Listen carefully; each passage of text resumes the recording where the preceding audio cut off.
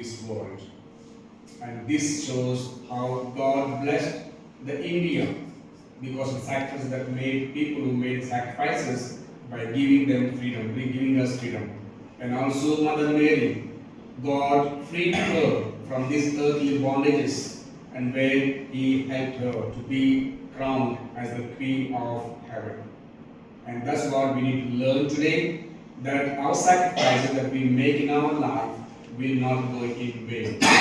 When we live our life meaningfully, and that will always help us to receive the graces of God.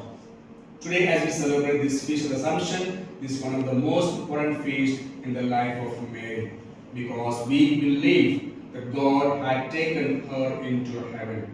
We believe that when her earthly life was ended, that Mary was taken up, body and soul, into heaven, and where the Lord exalted her as the Queen of Heaven, renewed or rewarded for the sacrificial cooperation in the divine plan of salvation.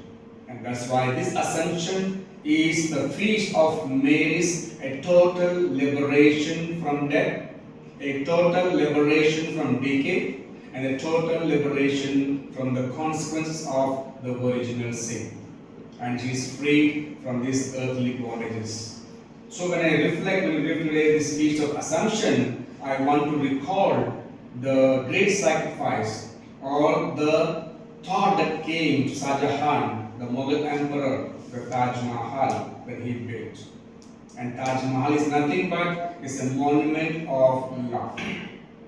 That means Shah Jahan had a great love for his wife, and that's why he called her that she is Taj Mahal.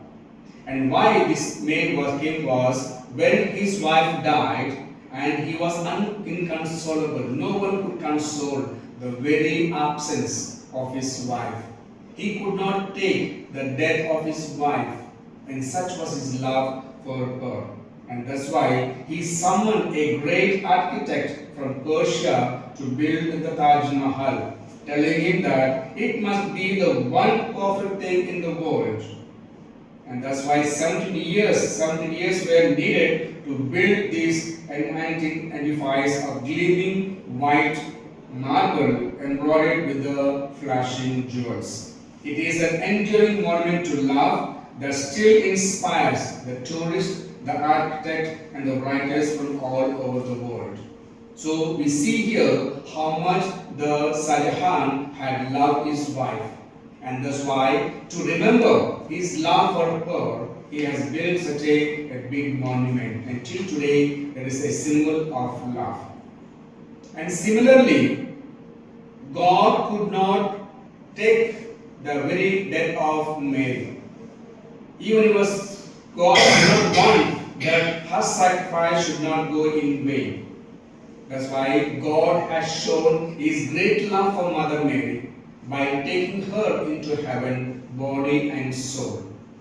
Like Shah Jahan, how he expressed love for his wife, and so also God expressed the love that He had for Mother Mary.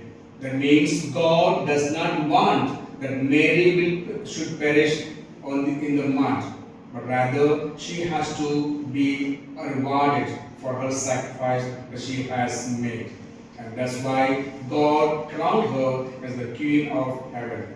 And that's what today we celebrate, the twin feast, the feast of Mother Mary, the Assumption, and the Independence Day of our country, India.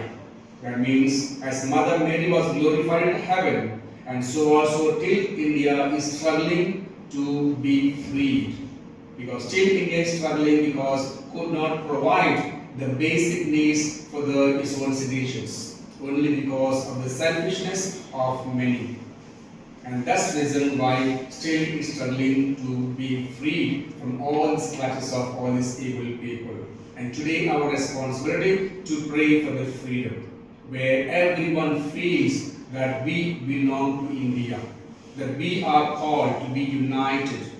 And today there are many allegations where they want to claim that India only belongs to Hinduism. But Hindustan but India is not. But we ask today God to change the minds of the people that every human person is the son of God, the daughter of God. And we all are one, and we need to be united, and we need to work together for the salvation, for the well-being of everyone. And that's our responsibility as we celebrate. And we ask Mother Mary to intercede for us, to help us as a mother, to guide us as a mother, to be united and to love everyone. May God be praised.